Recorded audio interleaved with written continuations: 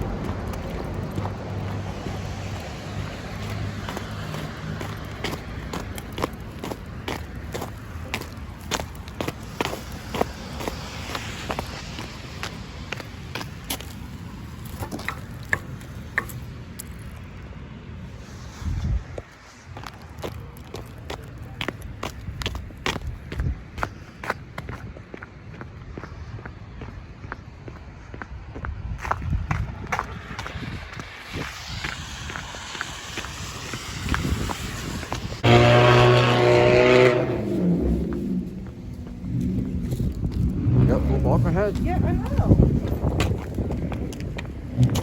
Be careful, it's like super icy right there.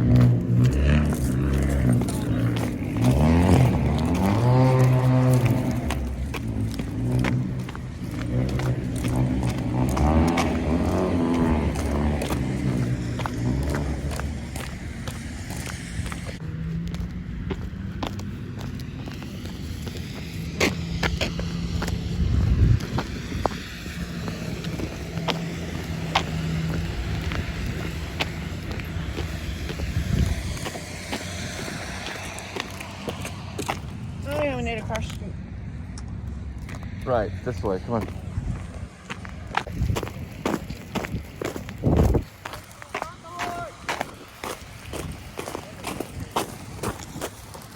Come on, Linda!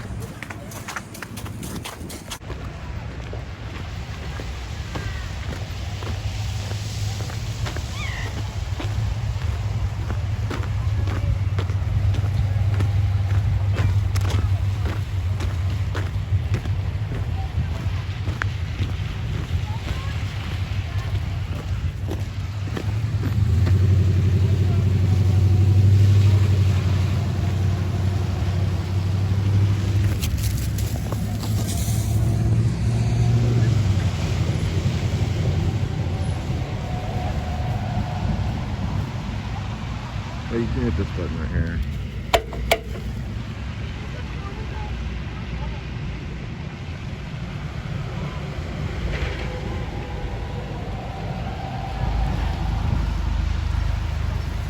There he is.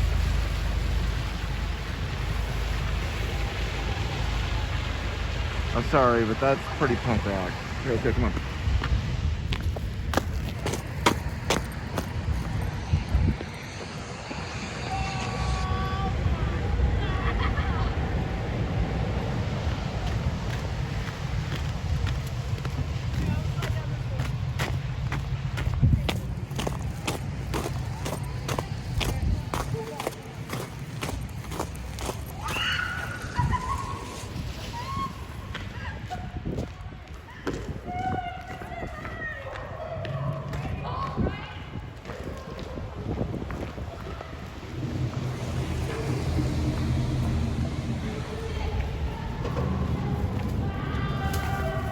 Oh, go. Go ahead. Go.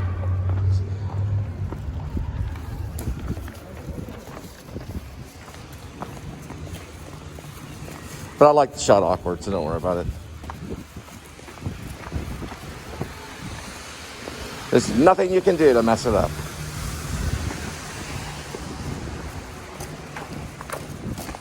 Well, other than mess it up, but who cares at this point?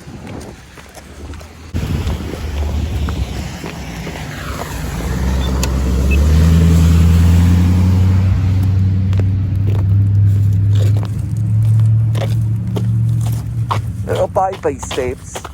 You want to take a right here by the McDonald's. Well,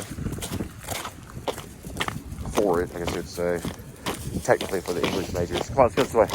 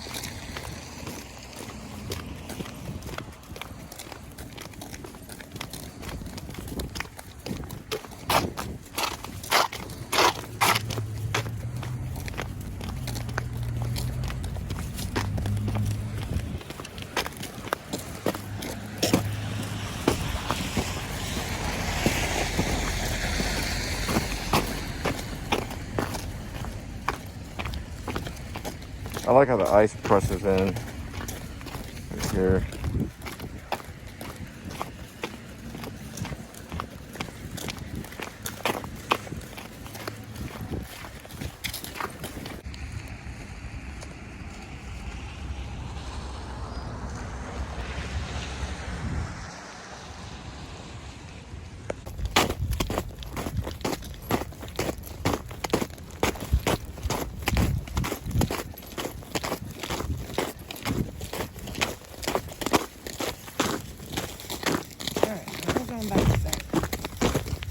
Snow day number 2.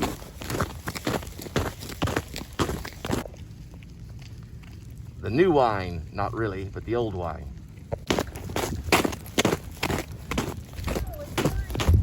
Huh? What? It's the third day.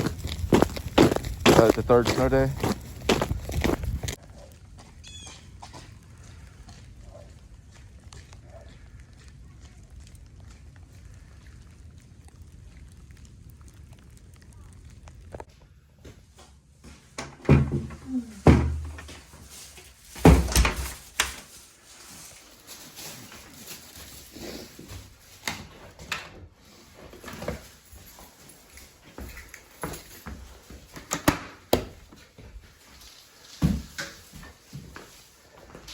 You enjoying snow day, kitty? Look at that kitty. Look at that kitty. Look at that kitty. Look at that kitty.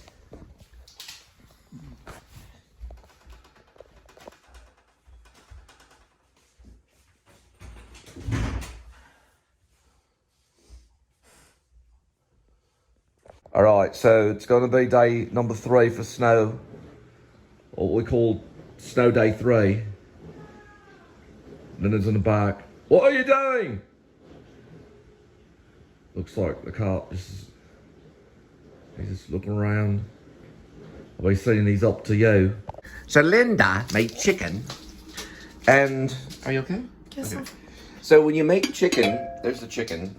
She made it here. You want it to cool down a little bit, and then you can put it in the refrigerator, because people, I know, I'm just telling people. I learned this when I was 15, and I was about to work for Wendy's Hamburgers. So if it's still steaming, it's very hot, let it cool down. Let it cool down. And then you can place it in the refrigerator, or if you want to cut it up and things like that, you can do that too. I would suggest to cut it up first, which is what I'm probably going to do. Because it can congeal in the refrigerator eventually. You can see it, it's kind of whole. You see how it's still boiling, bubbling? Here, I'll go ahead and cut it up so I can really go. And then once it's cut up, it'll cool, and then you can place it in the refrigerator. But give it a little bit of time to cool down so the temperature change is not so drastic. Between when it's really hot, you want it to be kind of normal. And then put it in there. I had to give Linda a note on a cooking show. She knows. You know, she knew. But she's taking a nap.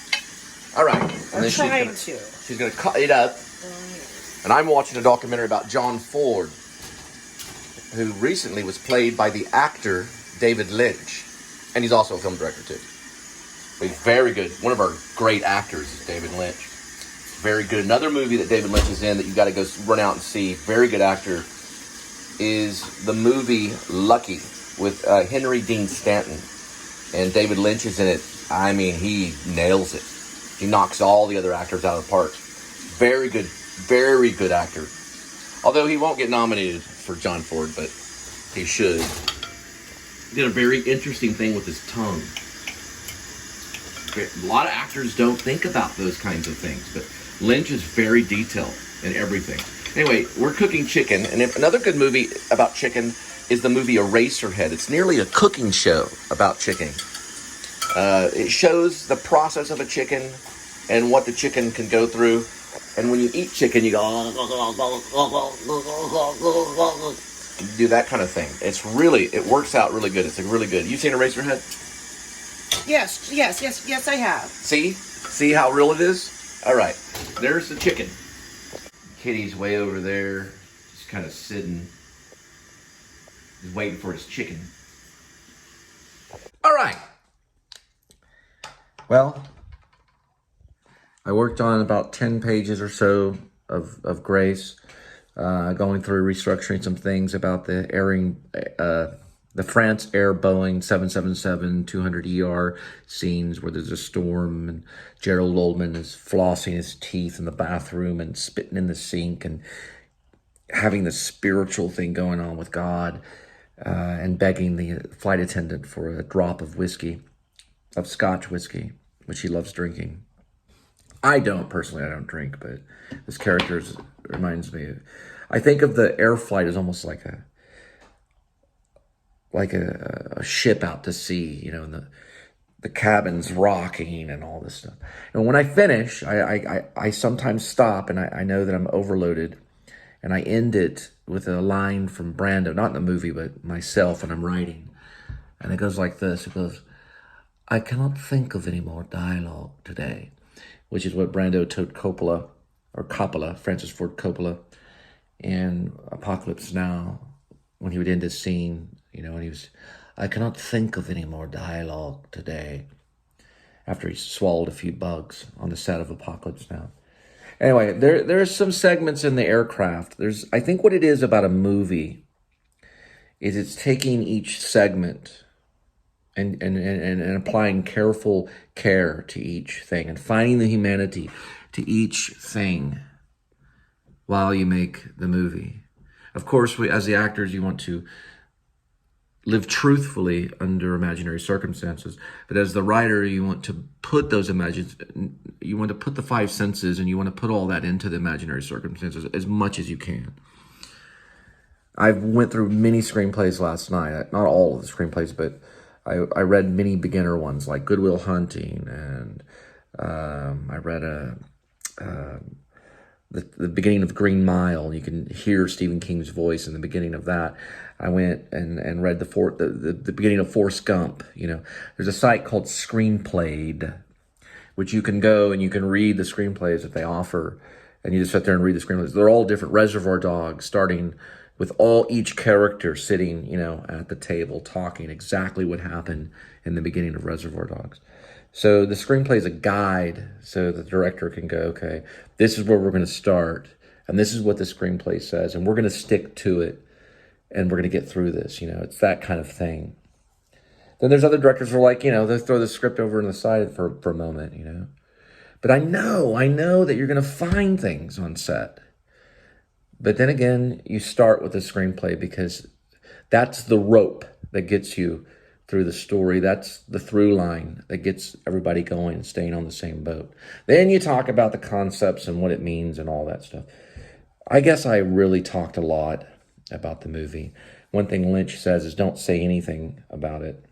So this is a learning experience. When it's really important to you, you probably don't. You just do it. Now, one screenplay I did read that got my attention from all the rest was Kubrick's The Shining, because it was written like a guide.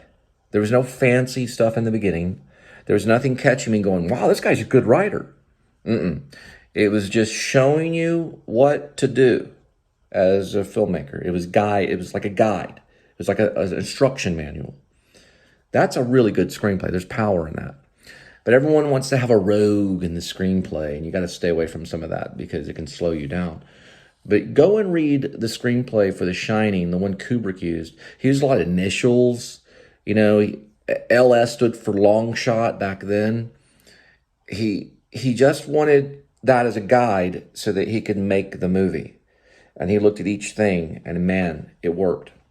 I didn't read all of it, but I read the beginning part, and it was very different than all the other screenplays.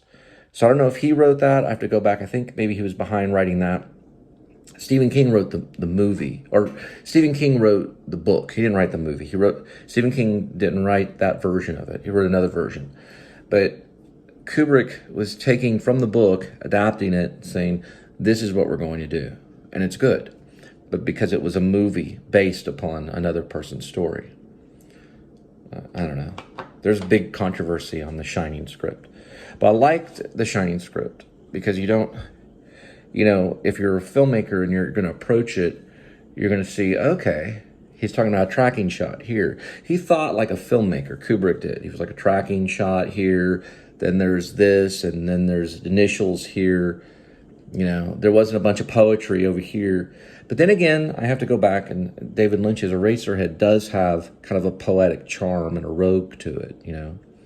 So you can see the writers from the filmmakers, but you have to be kind of, if you're writing your own original and you want to be also the filmmaker, then you have to kind of fight with yourself saying, okay, I don't need all this Conrad stuff. I just need to tell the story, you know. Okay.